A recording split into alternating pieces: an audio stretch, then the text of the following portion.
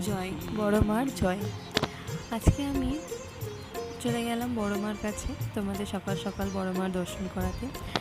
আজকে ছিল শনিবার, ফল হরণে অমাবস্যা। যখন ডিসাইড করেছিলাম যে আজকে পুজোতে যাব, তখন কিন্তু আমার জানা ছিল না যে আজকে ফল হরণে অমাবস্যা।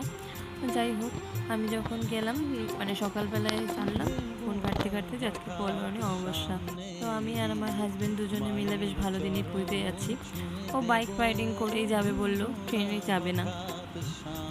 আমরা যখন বেরিয়েছি তখন প্রায় 12:30 বাজে, 12:30 থেকে 1টা বাজে। দিয়ে আমরা আমার ছেলেকে আমার মায়ের কাছে রেখে আমরা দুজনে মিলে বেরিয়ে পড়লাম বড় মার কাছে। সবাই জানে বড় মার মন্দির কোথায়, নৈহাটি। এখানে আলাদা করে কিছু বলার নেই। বড় মার কৃপা, বড় মার সমস্ত কিছু আমি যতটা দেখেছি, আমি এই নিয়ে বড় মার কাছে 3বার যাচ্ছি। বিয়ের আগে থেকে আমি আমার বর দুজনে মিলেই বড় মার কাছে ঘুরে এসেছি।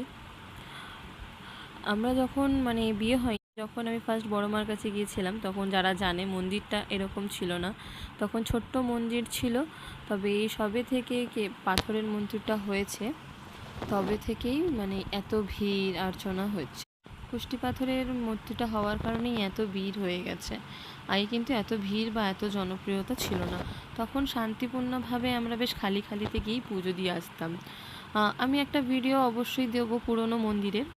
বড় মার পুরনো মন্দিরে আমাদের কাছে একটা ভিডিও আছে, আমি অবশ্যই দেবো। পুরনো মন্দির আর এখনের মন্দিরের তফাৎটা। এখন এই যে আমি আগেরবারও যখন গেলাম তখন এই শুধু জিগজ্যাগটা ছিল না, এখন আবার এই জিগজ্যাগটাও অ্যাড করেছে। যে সত্যি বলতে এই গরমের মধ্যে অত বাইরে লাইনে না দাঁড়িয়ে ভিতরে মানুষ কিছুটা হলেও ছায়া পাচ্ছে।